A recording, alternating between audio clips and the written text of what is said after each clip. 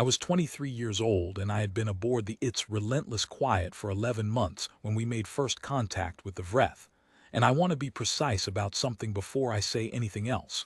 We were not ready. Nobody had briefed us. There was no speech from the captain, no dramatic countdown on the operations board, no color-coded alert telling us that the next 20 minutes would define the entire shape of what came after. There was only a navigation fault in Sector Grid 7, a cascade error that nobody caught in time, and then the ship stopped being invisible. That is how it started. A rating named Corsetti fat-fingered a compensator switch during a routine dampener calibration, and the Its Relentless Quiet, which had been running dark and silent inside the wreckage field of the Derev scatter for 9 days, announced herself to every sensor platform within 400,000 kilometers. It lasted 11 seconds before Lieutenant Acaffer killed the emission manually, but 11 seconds was enough. I was at the secondary sensor station on the lower operations deck. My job, technically, was passive scan oversight, reading the Vreth patrol signatures, logging their movement cycles, feeding the data up to tactical so the senior watch officers could make sense of it. I had been doing this for 9 days. I knew their rhythms. I knew the shape of their war pack. 7 vessels in a loose asymmetric formation, each one roughly twice our displacement, built in a way that no human shipyard would have recognized as intentional design.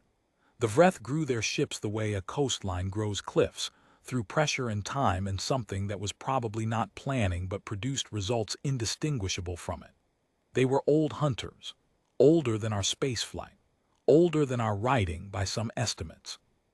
They had been working this arm of the galaxy for 100 years before we arrived, and in that 100 years, exactly 0 species had made deliberate contact with them and survived to report anything useful. That was the brief, that was all we knew. When the emission spike hit, I watched their formation respond. On my board, the 7 signatures shifted almost simultaneously, a fractional bearing change, so small I might have attributed it to drift if I hadn't been watching their patterns for 9 straight days. It was not drift, it was attention. They had heard us the way a predator hears something step on a branch in a dark forest, and they had gone very, very still. I keyed my headset. Lieutenant Acaffer, secondary sensors. I'm reading a formation response from the Vreth pack. Bearing change across all 7 vessels, concurrent, within a 0.3 second window. I see it, she said. She did not sound alarmed. Acaffer never sounded alarmed. I had decided early on that this was either a practiced professional calm or a neurological condition, and that either way it was good to work near. Hold your station. Do not transmit. I held my station. What happened over the next 4 minutes is the part I have spent 20 years trying to describe accurately, and I still don't know if I have found the right words for it. The Vreth warpack moved. They came around to a direct intercept bearing, all 7 ships, slow and deliberate, crossing the debris field in a way that suggested they were not hurrying because they did not need to hurry. Their active sensor sweeps hit us. I could see them on my board as bright staccato pulses, each one reading our hull, our mass, our power signature, the faint thermal bloom from the reactor housing that no stealth system has ever fully suppressed. They knew exactly where we were. They knew exactly what we were, a single human warship, alone, inside a debris field with no escort and no visible support. And they did not fire. I registered this fact and could not process it. My training had not given me a category for it. The Vreth hunted. That was what they did.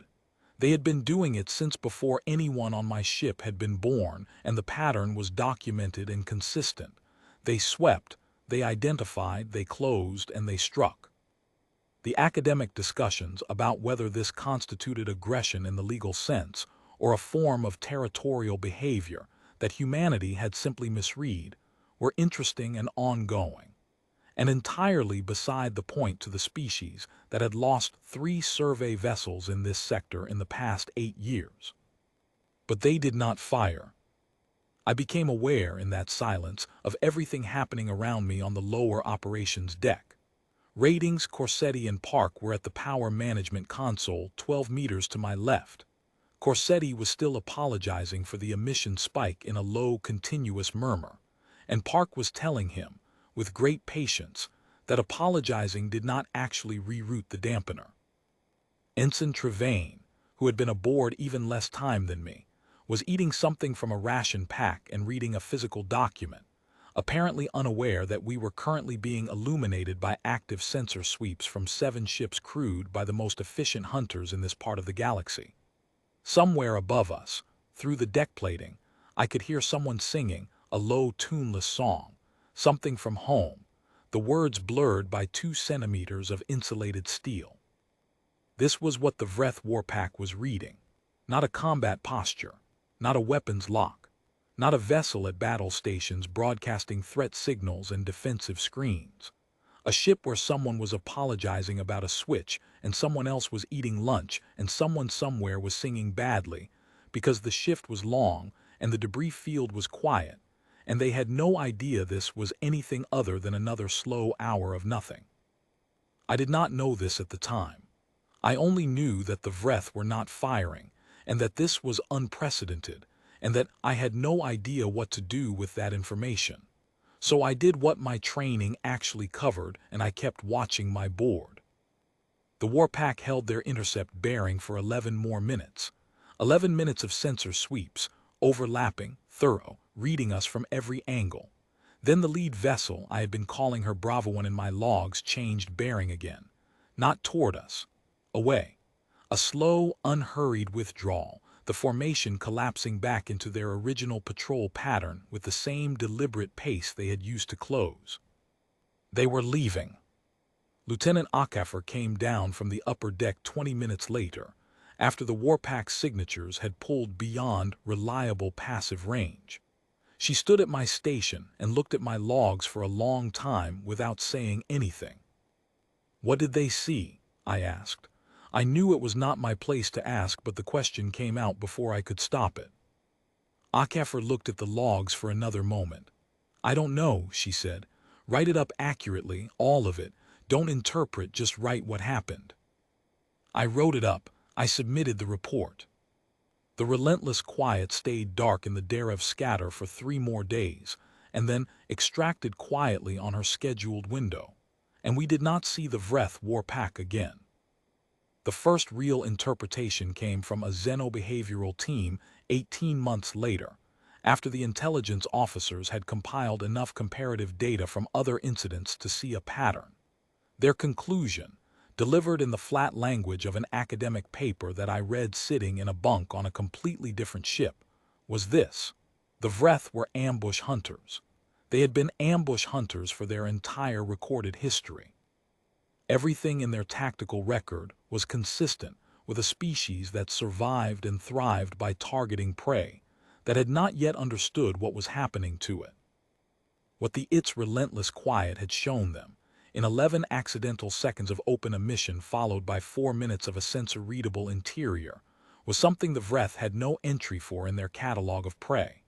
A crew that knew they were being watched and responded by continuing to eat lunch. A ship that had been caught blind and did not go to weapons. A species that had apparently looked up, registered the warpack's attention, and collectively decided it was not worth interrupting the shift for. The paper used careful, measured language. Words like apparent behavioral signaling and unintended deterrence effect and threat assessment category failure. What it was describing, in plain terms, was that the Vreth had looked at us and found us genuinely difficult to classify, and that something in that difficulty had overridden 100 years of instinct. I am not a scientist. I cannot tell you exactly what they saw. I can only tell you what was true of the lower operations deck of the its relentless quiet on that watch. Corsetti was still apologizing, Park was still out of patience, Trevane was still eating, and whoever was singing through the deck plating had moved on to a second song, just as tuneless, with what sounded like genuine contentment. We were not performing anything. We were not making a calculated display of confidence. We were simply being exactly what we were, in the way that you are when you don't know you're being looked at, and when you don't know that what you are has no name in someone else's language. That turned out to be enough. I have thought about it for 20 years. I have read everything published on the subject. I have sat in briefings where very intelligent people argued about what the Vreth decision calculus actually was, and what implications it carried for contact protocols, and how we might replicate the deterrent effect deliberately. I always think of Trevane eating her lunch. I always think of whoever it was singing. The hardest thing to teach, it turns out, is how to be something that doesn't know what it is.